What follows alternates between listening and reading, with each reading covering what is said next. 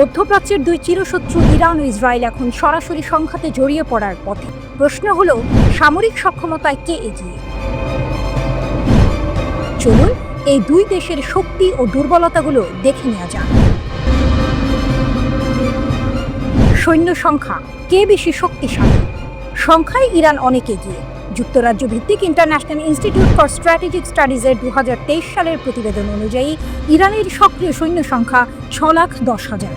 এর মধ্যে সেনাবাহিনীতে রয়েছে 3,50,000, IRGC-তে 1,90,000, নৌবাহিনীতে 18,000, বিমান বাহিনীতে 37,000 এবং বিমান প্রতিরক্ষায় 15,000 সৈন্য। এছাড়া ইরানের রিজার্ভ বাহিনীর সদস্য সংখ্যা 3,50,000।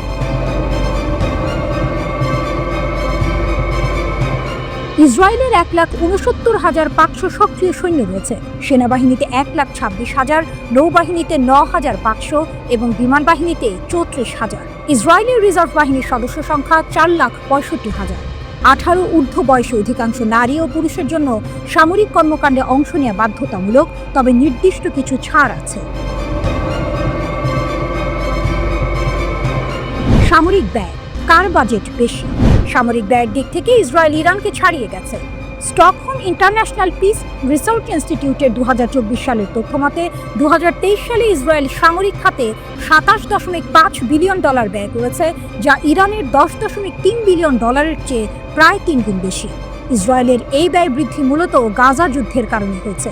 সামরিক খাতে বেশি বিনিয়োগের অর্থ হল অত্যাধুনিক প্রযুক্তির অস্ত্র ও উন্নত প্রশিক্ষণের সুবিধা।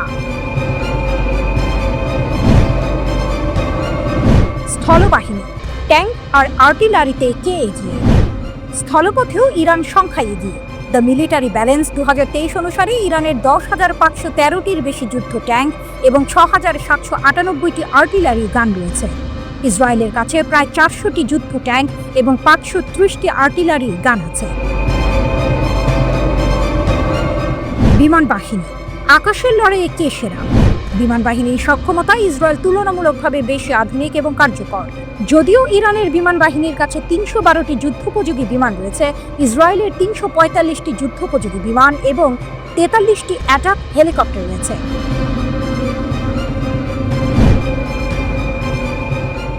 নৌবাহিনী, সমুদ্রের গভীরে কার শক্তি বেশি?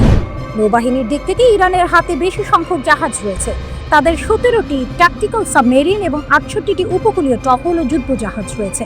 অন্যদিকে ইসরায়েলের কাছে 5টি সাবমেরিন এবং 49টি উপকূলীয় টহল এবং যুদ্ধ জাহাজ রয়েছে। বিমান প্রতিরক্ষা ব্যবস্থা, আকাশ কতটা সুরক্ষিত? বিমান প্রতিরক্ষায় ইসরায়েল বিশ্ব জুড়ে পরিচিত। তাদের আয়রন ডোম স্বল্প পাল্লার ক্ষেপণাস্ত্র প্রতিরোধে অত্যন্ত কার্যকর। এছাড়া ডেভিড স্লিং এবং দ্য অ্যারো সিস্টেম দূরপাল্লার ক্ষেপণাস্ত্র প্রতিরোধে সক্ষম। ইরানেরও নিজস্ব বিমান প্রতিরক্ষা ব্যবস্থা রয়েছে, যেমন আজারাখস এবং রাশিয়া থেকে আনা S-200 এবং S-300। ব্যালিস্টিক ক্ষেপণাস্ত্র, কে কতদূর আঘাত হানতে পারে? ক্ষেপণাস্ত্র সক্ষমতায় দুই দেশই বেশ শক্তিশালী। ইরানের কাছে অন্তত 12 ধরনের স্বল্প ও মাঝারি পাল্লার ব্যালিস্টিক ক্ষেপণাস্ত্র রয়েছে, যার পাল্লা 150 কিলোমিটার থেকে 2000 কিলোমিটার পর্যন্ত। ইসরায়েলের কাছেও 4 ধরনের ব্যালিস্টিক ক্ষেপণাস্ত্র আছে, যার মধ্যে জেরিকো 3 এর পাল্লা 4800 থেকে 6500 কিলোমিটার পর্যন্ত। অর্থাৎ ইসরায়েল অনেক দূর পাল্লার ক্ষেপণাস্ত্র দিয়ে ইরানের ভেতরে আঘাত হানার ক্ষমতা রাখে। পারমাণবিক সক্ষমতা, সবচেয়ে বড় পার্থক্য কোথায়? এটাই সম্ভবত সবচেয়ে বড় পার্থক্য। ধারণা করা হয় ইসরায়েলের কাছে প্রায় 90টি পারমাণবিক বোমা রয়েছে, যা তাদের মধ্যপ্রাচ্যের একমাত্র পারমাণবিক শক্তিধর দেশ হিসেবে প্রতিষ্ঠা করেছে। অন্যদিকে ইরানের কাছে পারমাণবিক অস্ত্র নেই বলে মনে করা হয়, যদিও তাদের একটি সমৃদ্ধ পারমাণবিক কর্মসূচি রয়েছে। ইরান সতর্ক করেছে যে তাদের অস্তিত্ব হুমকির মুখে পড়লে তারা পারমাণবিক নীতিমালা পরিবর্তন করতে পারে।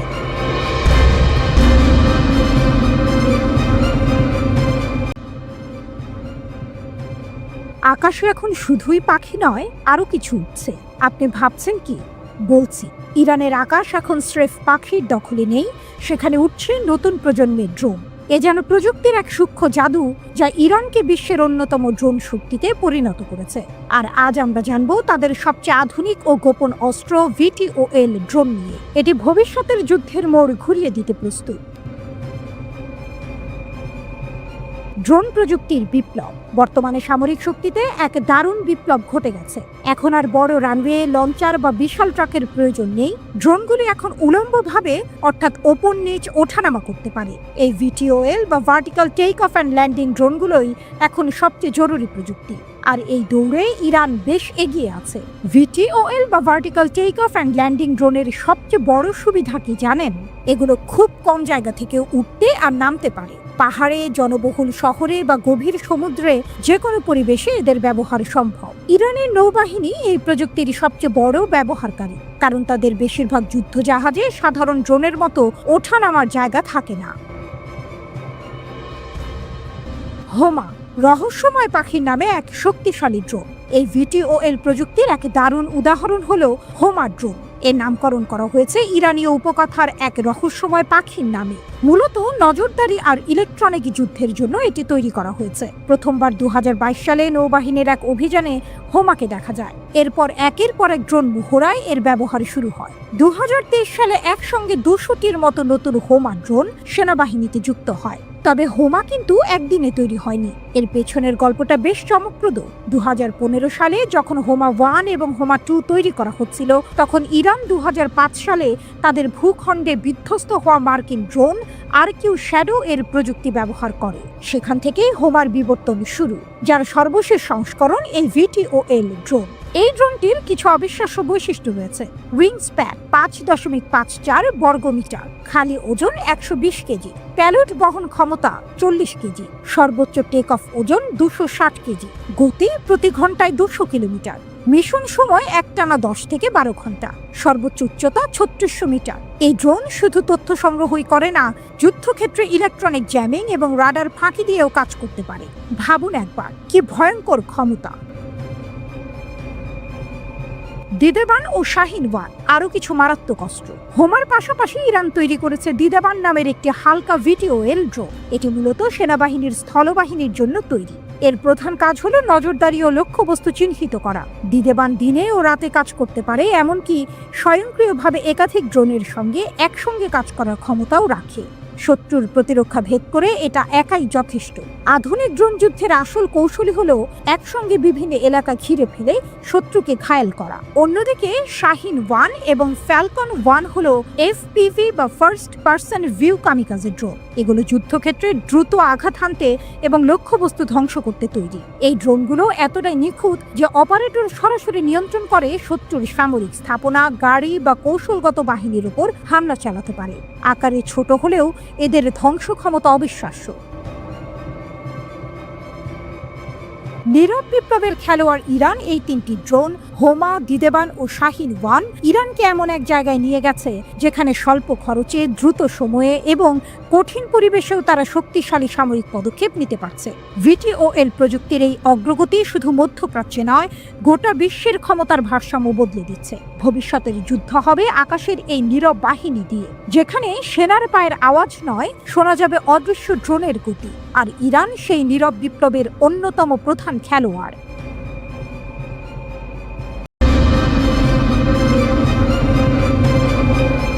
সমুদ্রের গভীর থেকে মৃত্যুর বার্তা। ইরানের আত্মঘাতী ড্রোন নিয়ে বিশ্বজুড়ে আতঙ্ক। সমুদ্রের কালো অন্ধকার চিরে ধেয়ে আসছে এক অদৃশ্য শিকারী।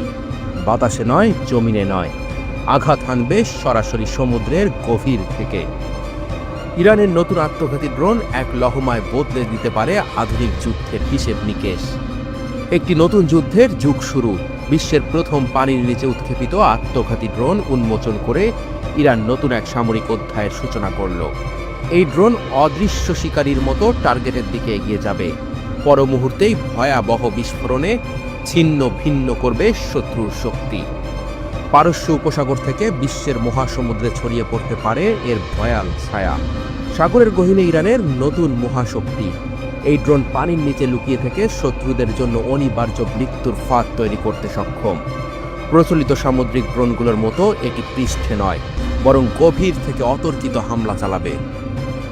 এর সবচেয়ে বড় অস্ত্র গোপনীয়তা, কৃত্রিম বুদ্ধিমত্তা এবং নিশানার নির্ভুলতা। কে রুখবে এই জল দৈত্যকে? বিশ্বের বড় নৌবাহিনীগুলো এখনো বায়ুবাহিত হুমকি মোকাবেলায় অভ্যস্ত, কিন্তু ইরানের এই নতুন আত্মঘাতী ড্রোনের কারণে নৌবাহিনীকে তাদের প্রতিরক্ষা ব্যবস্থা নতুন করে সাজাতে হবে। সনাতন সোনার প্রযুক্তি হয়তো এই ডুবো শিকারীকে চিহ্নিত করতে পারবে না। এটি শব্দহীনভাবে চলতে পারে, পরিবর্তনশীল গভীরতায় থাকতে পারে, এমনকি একসাথে ঝাঁকের মতো আক্রমণ চালাতে পারে। শত্রু বুঝতেই পারবে না কখন তার দিকে এগিয়ে আসছে এক অবধারিত ধ্বংস। এআই চালিত এক ভয়ঙ্কর অস্ত্র। ইরানের এই আত্মঘাতী ড্রোনে কৃত্রিম বুদ্ধিমত্তা এআই এক নতুন মাত্রা যুক্ত করেছে। এটি স্বয়ংক্রিয়ভাবে লক্ষ্যবস্তু নির্ধারণ করতে পারে, হামলার সময় কৌশল নিজে নিজে ঠিক করতে পারে। মানুষ নয়, মেশিনই এখন যুদ্ধের সিদ্ধান্ত নেবে। বিশ্বের 20% তেল সরবরাহ হয় পারস্য উপসাগরের এই সংকীর্ণ জলপথ দিয়ে। ইরান যদি সেখানে এই ড্রোন মোতায়েন করে, তাহলে মার্কিন যুদ্ধজাহাজ, মিত্র দেশগুলোর রণতরী এবং বাণিজ্যিক তেল ট্যাঙ্কার সবই ভয়ঙ্কর বিপদের সম্মুখীন হবে। কে দিল ইরানকে এই প্রযুক্তি? এই নতুন ড্রোন ইরানের নিজস্ব আবিষ্কার নাকি কোনো বিদেশি প্রযুক্তির রূপান্তর? পশ্চিমা বিশেষজ্ঞরা মনে করছেন ইরান পূর্ব রাশিয়া ও চীনের প্রযুক্তি ব্যবহারের ইতিহাস রাখে, তবে এবার তারা নিজস্ব কিছু করেছে। এই পানির নিচের মৃত্যুদূত হয়তো শত্রুদের রাতের ঘুম কেড়ে নেবে। বিশ্ব এখন দিশেহারা, কিভাবে আটকাবে এই হুমকি। নৌবাহিনীগুলোকে এখন নতুন প্রতিরক্ষামূলক ব্যবস্থা তৈরিতে মনোযোগ দিতে হবে। উন্নত সোনার সিস্টেম, এআই চালিত নজরদারি ড্রোন এবং সমুদ্রতলে বাধা বসানোর কৌশল গ্রহণ করতে হবে। কিন্তু প্রশ্ন হচ্ছে, এত কিছু করার আগেই যদি ইরানের এই অদৃশ্য শিকারী আঘাত হানে, বিশ্বব্যাপী সামরিক প্রতিযোগিতার নতুন দিগন্ত। যুক্তরাষ্ট্র, রাশিয়া এবং চীন ইতিমধ্যেই সাবমেরিন যুদ্ধ প্রযুক্তিতে এগিয়ে আছে, কিন্তু ইরানের নতুন এই পানির নিচের আত্মঘাতী ড্রোন সমুদ্রতলের যুদ্ধের চিত্র পুরোপুরি বদলে দিতে পারে। শেষ কথা, আধুনিক যুদ্ধের গতি বদলে দিচ্ছে ইরান। একটি নতুন সামরিক বিপ্লবের দ্বার প্রান্তে দাঁড়িয়ে বিশ্ব। ইরানের কৃত্রিম বুদ্ধিমত্তা সম্পন্ন আত্মঘাতী ড্রোন শত্রুর চোখে ধুলো দিয়ে আঘাত হানতে প্রস্তুত। সমুদ্রের গভীর থেকে উঠে এসে নিমিষেই ধ্বংস করে দিতে পারে যুদ্ধজাহাজ, তেল ট্যাঙ্কার কিংবা সামরিক ঘাঁটি।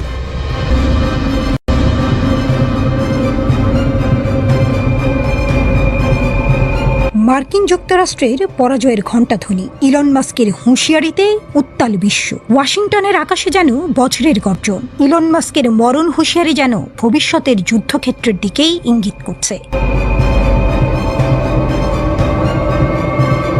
পরবর্তী যুদ্ধে মার্কিন যুক্তরাষ্ট্রের মরণ ফাঁদ, এই সতর্কবাণী ছুঁড়ে দিয়েই ক্ষান্ত হননি টেসলা স্পেসএক্সের এই কর্ণধার। ট্রাম্প প্রশাসনের উপদেষ্টা মাস্কের কথায় ফুটে উঠেছে মার্কিন সেনাবাহিনীর অদক্ষতা, অস্ত্র নির্মাণের গলদ আর ভবিষ্যৎহীন কৌশলগত পঙ্গুত্ব। অন্যদিকে ইরানের সর্বোচ্চ নেতা আয়াতুল্লাহ খামেনির নির্দেশে সামরিক শক্তি বাড়িয়েই চলেছে ইরান। মাস্কের সতর্কবার্তার পর বিশ্বজুড়েই প্রশ্ন, পরবর্তী যুদ্ধ কি ইরানের সঙ্গে? আর সেটাই কি মার্কিন সাম্রাজ্যের পতনের সূচনা করবে?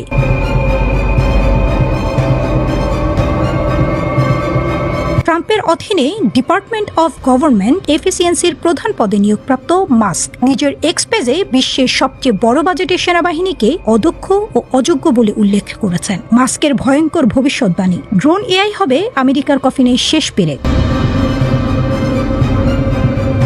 মার্কিন প্রতিরক্ষা বাজেট $850 বিলিয়ন।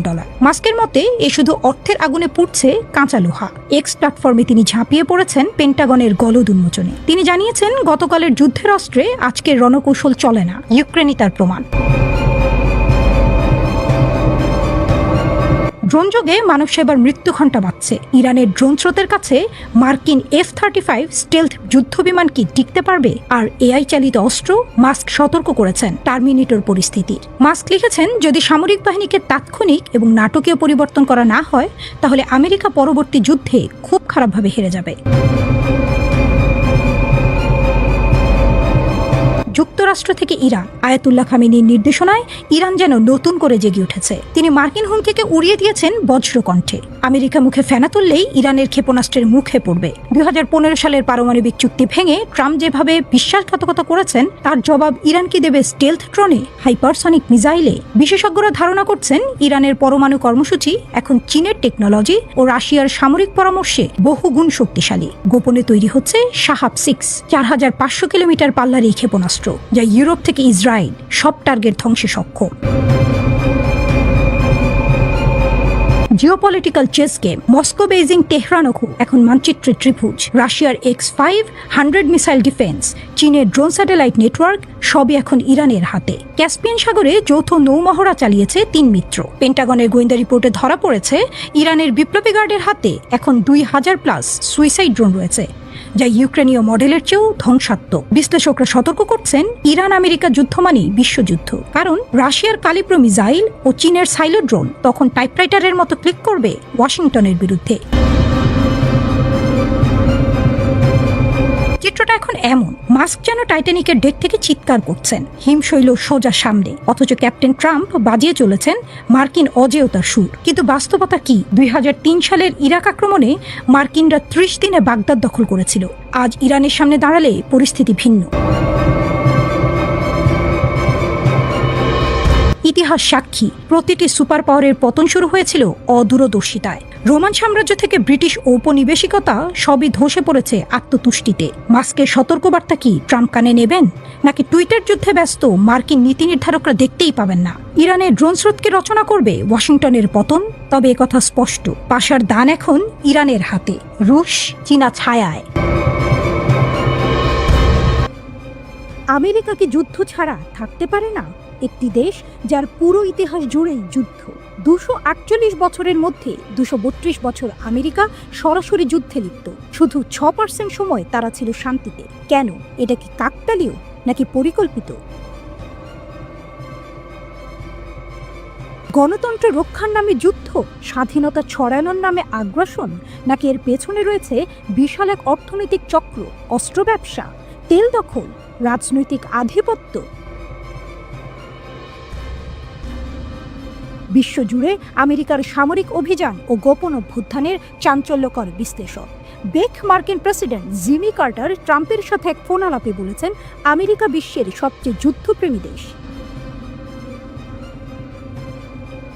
পার্স টুডে জানিয়েছে, চীনের প্রতিরক্ষা মন্ত্রণালয়ের এক মুখপাত্র একবার মার্কিন যুক্তরাষ্ট্রকে যুদ্ধে আসক্ত বলে অভিহিত করে বলেছিলেন, এই দেশটি বিশ্ব নিরাপত্তার জন্য সবচেয়ে বড় হুমকি। আমরা যদি ইতিহাসের দিকে তাকাই, তাহলে সম্ভবত এই দাবিটি সত্যের অপলাপ হবে না। প্রতিটি যুগেই যুদ্ধ। 1846 মেক্সিকো আক্রমণ, 1811 থেকে 1890 আমেরিকান আদিবাসীদের উপর গণহত্যা, 1917 প্রথম বিশ্বযুদ্ধে প্রবেশ, 1945 হিরোশিমা নাগাসাকিতে পারমাণবিক বোমা হামলা, 1953 ইরানি অভ্যুত্থান, 1965 ভিয়েতনাম যুদ্ধ, 2001 থেকে 2023 Afghanistan, Iraq, Libya, Syria, Yemen. যুদ্ধ মানে আমেরিকার শক্তি। আমেরিকা কি সত্যি স্বাধীনতা ও গণতন্ত্র ছড়ানোর জন্য যুদ্ধ করে, নাকি এর পেছনে লুকিয়ে আছে বিশাল এক অর্থনৈতিক চক্র? যুদ্ধের অর্থনীতি, $238 বিলিয়ন অস্ত্র বিক্রি। বিশ্বে যত অস্ত্র বিক্রি হয় তার 51% মার্কিন কোম্পানিগুলো। তেল, কৌশলগত এলাকা, সামরিক ঘাঁটি। আজ 80টিরও বেশি দেশে আমেরিকার সামরিক ঘাঁটি রয়েছে। কিন্তু আমেরিকা কেন এত যুদ্ধ করে? অস্ত্র নির্মাণ শিল্পের বিশাল লাভ। আমেরিকার অর্থনীতির বিশাল অংশই অস্ত্র বিক্রির ওপর নির্ভরশীল। যুদ্ধ থাকলেই অস্ত্র বিক্রি হবে, তাই যুদ্ধ থামানো যাবে না। তেল ও প্রাকৃতিক সম্পদ দখল। মধ্যপ্রাচ্যে হামলার আসল কারণ কি গণতন্ত্র প্রতিষ্ঠা, নাকি তেল দখল? সামরিক শক্তির বিস্তার। আজ বিশ্বের 80টিরও বেশি দেশে আমেরিকার সামরিক ঘাঁটি। রাজনৈতিক প্রতিপক্ষকে দমন। যে দেশ আমেরিকার আধিপত্য মেনে নেয় না, সেখানে অভ্যুত্থান হয়। নতুন লক্ষ্য, কানাডা দখলের হুমকি, পানামা খাল পুনরুদ্ধারের পরিকল্পনা, গ্রিনল্যান্ড কেনার চেষ্টা। এই যুদ্ধগুলোর সময় এখনো স্পষ্ট নয় এবং মনে হচ্ছে এগুলো বর্তমানে মনস্তাত্ত্বিক পরিকল্পনার মধ্যে রয়েছে। আমেরিকার সম্প্রসারণবাদী নীতির কয়েকটি উদাহরণ মাত্র। তারা এমনকি প্রতিবেশীদের বিরুদ্ধেও একই নীতি গ্রহণ করেছে। যুদ্ধ আমেরিকার রাজনৈতিক ও অর্থনৈতিক ডিএনএর একটি অংশ। আমেরিকার শান্তির প্রয়োজন নেই, কারণ তারা যুদ্ধ থেকে সম্পদশালী করে। কিন্তু এই পথ কি চিরকাল অব্যাহত থাকবে, নাকি বিশ্ব এই যুদ্ধবাজ নীতির বিরুদ্ধে রুখে দাঁড়াবে?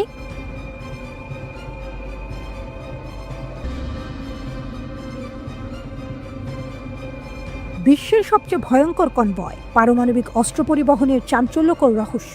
এই কনভয়ের দিকে চোখ তুলে তাকানোই যেন অপরাধ। এটা বিশ্বের সবচেয়ে সুরক্ষিত গাড়ি বহর। এতে বহন করা হয় পারমাণবিক অস্ত্র। এত নিরাপত্তা যেন যুক্তরাষ্ট্রের প্রেসিডেন্টও এতটা পান না। কিন্তু কেন এই বাড়তি সতর্কতা? কি আছে এই কনভয়ের ভেতরে?